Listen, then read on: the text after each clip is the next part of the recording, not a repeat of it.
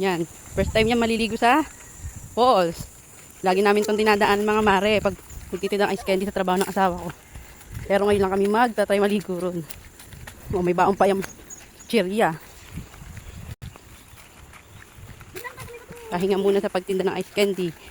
Pagdaan dito.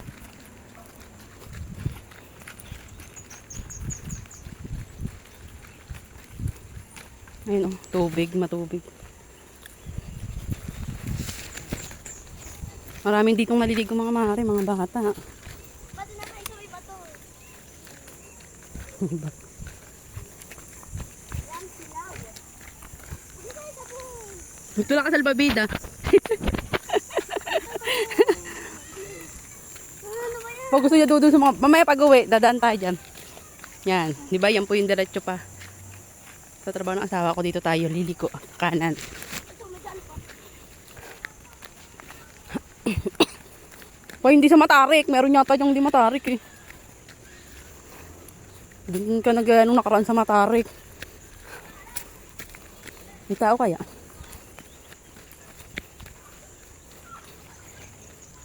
Kita yung bundok sa likod. Pa sa matarik kaya yata dumadaan eh. Di ba ito yung matarik?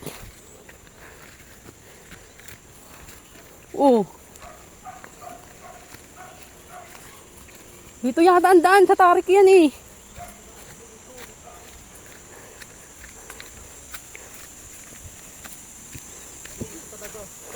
Hindi, may do. Hoy, ito daanan oh. Ito daanan oh.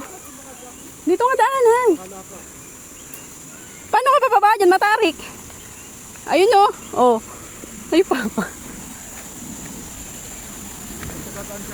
Ayan oh. Ano? Ano? Yung mga tao, naglalaba. Eh. Naglalaba. Yan na ba yung pinaka-falls? Meron pa sa taas. Naligo ka ba? Maligo ka na. Madumi. Pa, hindi kaya ni eh. Ano? Iyaw. Kaya pa? Wala, paano ba tumaan? Mabitawan ko yung cellphone ni Papa. Ah, ito na yung pinaka-falls. Kung saan dadaan sa tarik ni Papa. May kakilala ka dyan? Huh? Ito na ba yan yung pinaka-falls?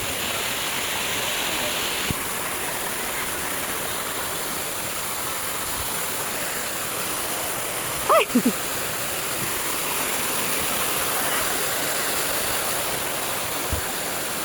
Kita. Maligo ka na eh. Yung 2 years na kami mahigit na ice candy at natadaanan namin papunta rito. Pero ngayon lang napapayag ang papa na maligo rito. One time nga mga mare, sabi ko sa asawa ko, nagtinda kami ng ice candy sa taas. Sabi ko saan pa banda yung pool, silipin nga natin kung ano tsura ba ng pool. Ayun, sinamahan niya kami sa grid noon. Kaso dun siya dumaan sa Matarik. Meron pala ron sa kabilang daanan. Sumilip lang kami pero umuwi na kami nun mga mare pagkasilip namin. Ayun nga mga mare, pagdating namin ay may naglalabat na niligo na pala. Lagot ko pag may lunta. Doon daw isa sa taas.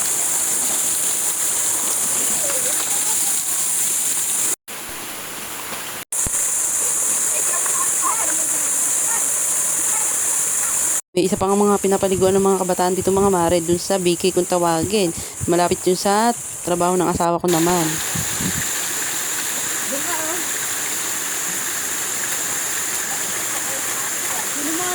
Ayun nga mga mare, paalis na yung mga nadat na namin kaninang naliligo at naglalaba. Sila ate, balik kami na lang naiwan dyan. Ito nga pala yung Friday, di ba nag-swimming kami sa Sampaguita. Kinabukasan ay day off ng aking asawa. E plano na namin yung kaya iyon, nagpunta nga kami netong Friday. Minsan nga dito mga mare ay may naglulutuan, mga kabataan, minsan naman ay matatanda, kasama ang mga anak nila. Yun nga, di ba nakita nyo pagdating namin ay may mga kasamang bata. Lalo na pag weekend mga mare, may mga nagpupunta talaga rito. Lalo na yung mahal na araw mga mare. Naalala ko mga mare, nagtinda kami noong Sabado, mahal na araw, napakaraming tao. Punong-puno ang liguan dito. Sabi ng asawa ko, yayain ko dito minsan yung mga pamangkin ko. Ewan ko, umaligo yun dito pag niyaya ko. Napakalamig yan ng tubig dito mga mare, hindi ako tumatagal dyan sa may umaagos. Dito nga kami tatlo na lang ang naiwan sa pool at nag-uwian na nga yung mga naliligo dito kanina at naglalaba.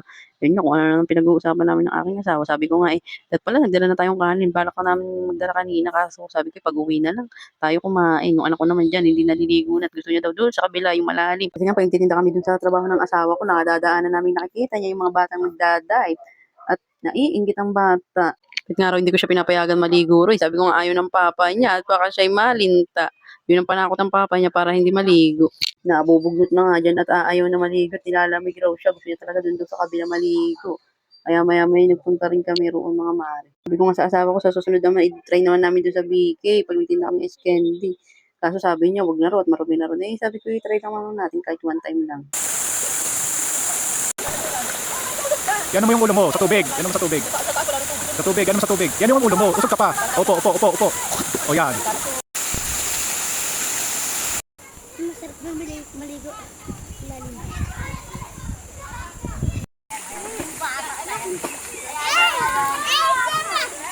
Nakaligo. Ang tagal na yun na iinggit dyan.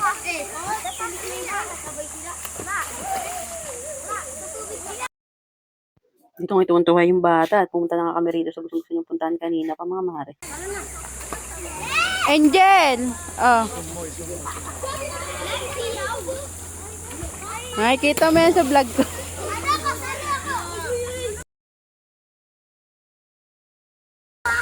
Oy, tara na, uwian na. Sa bahay. Medyo mga labo nga ang tubig mga mare, sa dami na naliligo ng mga bata na panay, dive ng dive, ayan no. Tuwan-tuwa yung isa, sabi nga namin, tara na at umuwi na, ayaw pa nga, gusto pang humirit, sabi namin, ay anong oras na kaya yun, maya-maya napapayag din namin. Yan nga mga mare, yan yung tinutukoy sa inyo yung bato, gusto nga umakyat yan ng aking anak at magdadive daw siya, sabi ko, wag na, baka magkamali siya ng talon. Yung mga bata nga pa lang yan, laging naiyan, bali dyan na sila naliligo araw-araw. Dahil nga mainit ang panahon ngayon mga mare, at pinadayo nila yan. Malalim dun, maganda. Saglit nga lang namin siya pinaligo dun mga mare at umuwi na rin kami. O siya, hanggang dito na lang aking video mga mare. Salamat sa panonood. Follow for more. Bye!